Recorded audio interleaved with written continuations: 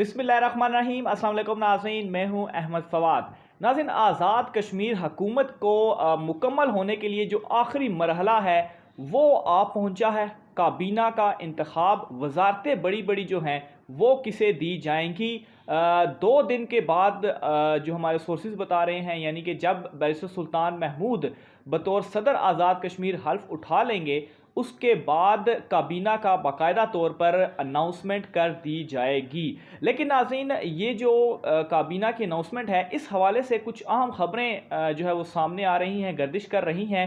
बड़ी अहम डिटेल्स हैं, वो आप तक मैं पहुंचाऊंगा कि ये जो वजारतें हैं, इन वजारतों से कैसे बड़े नाम जो है उनके हाथ खाली रह गए हैं, तकसीम हो चुकी है। कुछ नाम मेरे पास मौजूद हैं, कुछ वजारतों के नाम भी मेरे पास मौजूद हैं कि किसे मिलने जा रही हैं।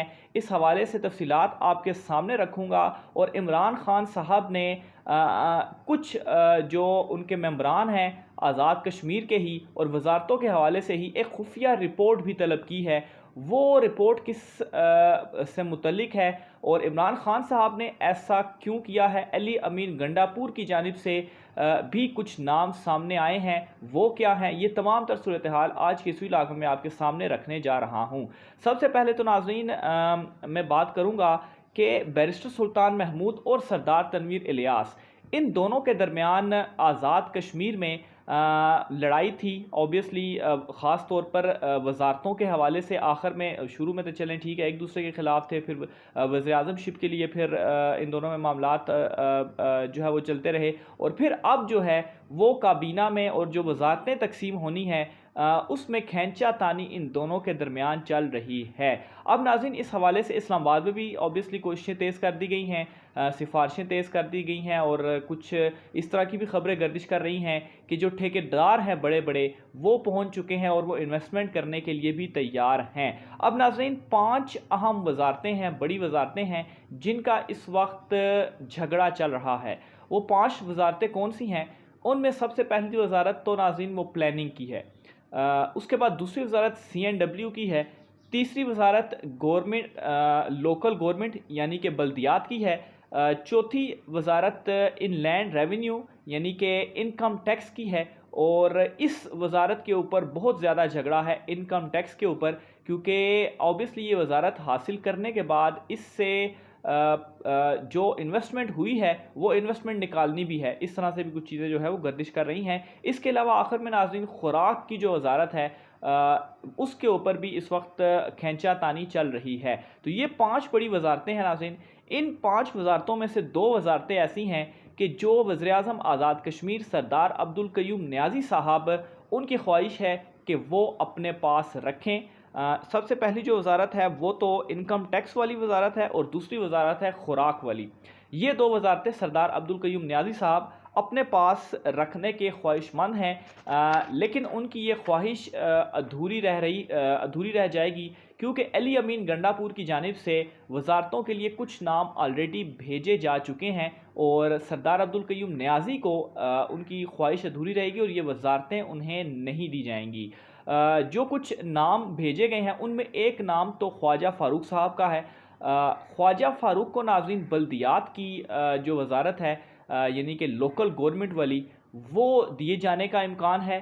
और इस पर नाज़रीन एक और शख्सियत चौधरी इखलाक साहब, वो भी कैंडिडेट हैं और वो भी चाह रहे हैं कि ये वजारत उनको मिले। और ये याद रखा जाए कि बैरिस्टर सुल्तान महमूद चौधरी इखलाक उनके ग्रुप से हैं और उनकी भी ये ख्वाहिश है कि ख्वाजा फ़ारूक की बजाय बल्दियात की वजारत चौधरी इखलाक को दी जाए और इस हवाले से कोशिशें भी जारी हैं। लेकिन दूसरी तरफ नाज़रीन, अली अमीन गंडापुर की जानिब से इस चीज़ से इनकार किया गया। इस मामले पर चौधरी इखलाक का वो साथ नहीं दे रहे, बैरिस्टर सुल्तान के साथ वो नहीं है और उनका ये कहना है, उनकी जानिब से इस तरह से कुछ इतलात आ रही हैं कि चौधरी इखलाक साहब को माल की जो वजारत है वो दिए जाने के हवाले से चीज़ें तय की गई हैं। लेकिन नाज़रीन, दूसरी तरफ ये जो माल वाली वजारत है, ये अली शान सोनी उनकी जानिब से पहले से ही डिमांड हो चुकी है और इस वजारत के लिए ख़ास तौर पर सरदार तनवीर इलियास के ग्रुप से हैं चूँकि अली शान सोनी,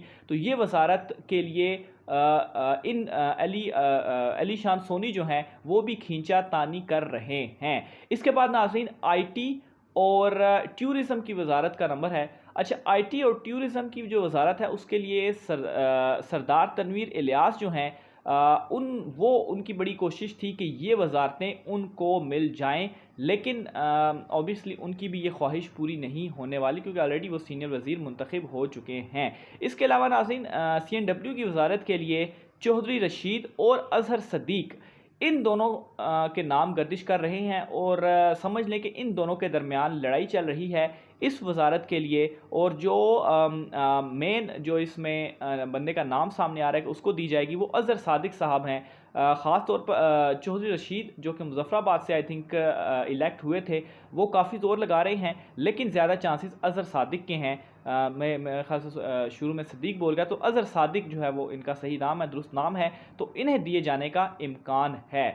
اس کے علاوہ ناظرین یہ تمام پلاننگ اور یہ ساری چیزیں تو اپنی جگہ پر، لیکن وزیراعظم عمران خان صاحب کی جانب سے ان تمام معاملات کو اب اپنے ہاتھوں میں لے لیا گیا ہے، اور ان کے پاس اوبیسلی ایک لسٹ بھی موجود ہے جس میں جس طرح سے کابینہ کا انتخاب پہلے ہو چکا تھا، نام فائنلائز ہو چکے تھے، لیکن اوبیسلی اس کی اناؤنسمنٹ نہیں کی گئی، اس میں اوپر نیچے چیزیں کرنی ہے، کانٹ چانٹ کرنی ہے، نام ان کرنے ہیں، نام جو ہے وہ ڈالے جانے ہیں۔ تو یہ جو موجودہ وزارتیں دی جانی ہیں اور جن جن لوگوں کے نام فائنلائز ہوئے ہیں، اور یہ کچھ نام جو میں نے بھی آپ کے سامنے رکھے ہیں کہ دو کے درمیان جھگڑا ہے، ان تمام کی عمران خان صاحب اب باقاعدہ چھان بین کرائیں گے۔ کچھ اس طرح سے اطلاعات جو ہیں وہ ہمارے سامنے آئی ہیں، خفیہ رپورٹ منگوا لی گئی ہے ان کے حوالے سے، انہوں نے آج تک کیا کیا ہے، کوئی کرپشن یا اس طرح کے تو کوئی ان کے اوپر الزامات نہیں ہیں۔